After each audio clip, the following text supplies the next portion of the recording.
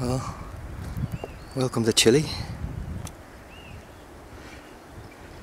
And that all the way over there is Argentina. Bye. Over these 2 days, it's been nothing except forest. And I was actually a little bit worried yesterday because, to be honest, I was kind of lost. But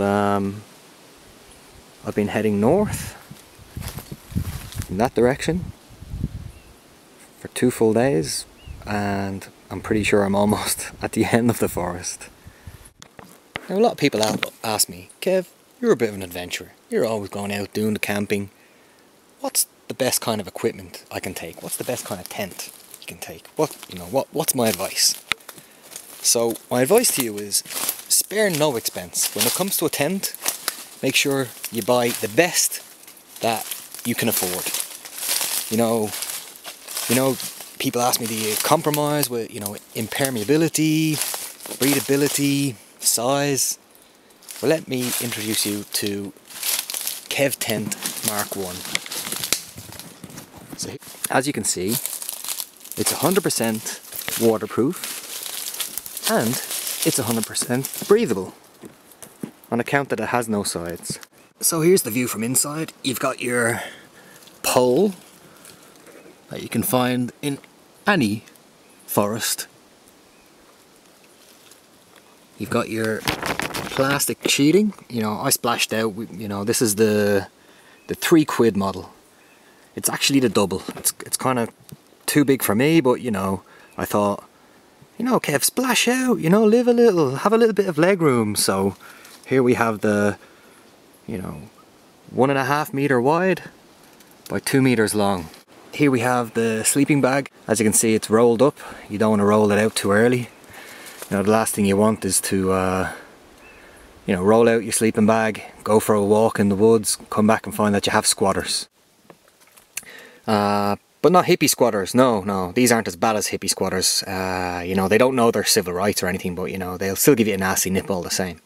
People ask me, Kev, what kind of backpack should I, take with me when I'm travelling around? And it's the same as the tent, spare no expense. In this case, this was a gift, it was free. It's small, suits my needs. My advice to you would be, find a backpack that you think you could fit all the things you need into it.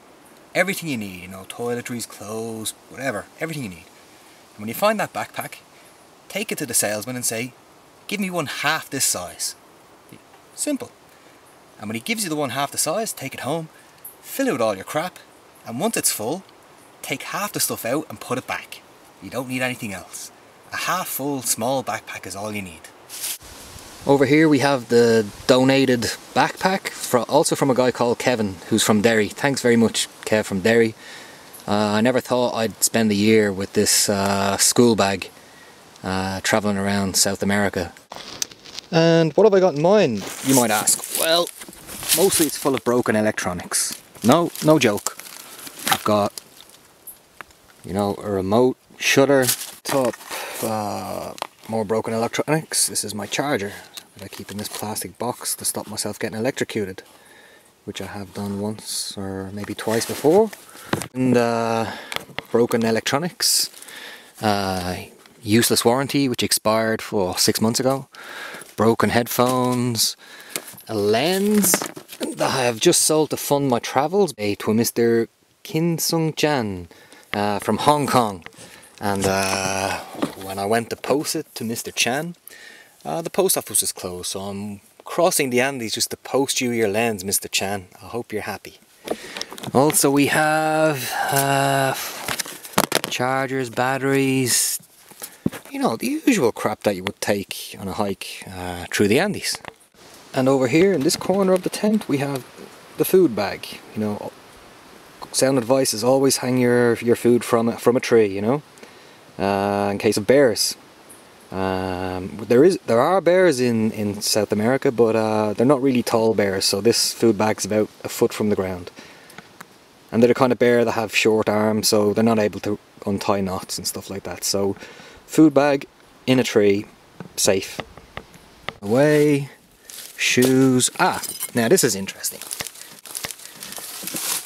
Here we have a typical gaucho knife, you know, and I like to keep one of these because, you know, these forests are kind of full of wild animals, you know, you have the odd puma, which is like a South American mountain lion, and they're quite common around here. So I keep the old gaucho knife handy because, you know, as everybody knows, pumas are afraid of shiny objects, you know. So failing that, I also have, which is available in any forest, a nearby rock.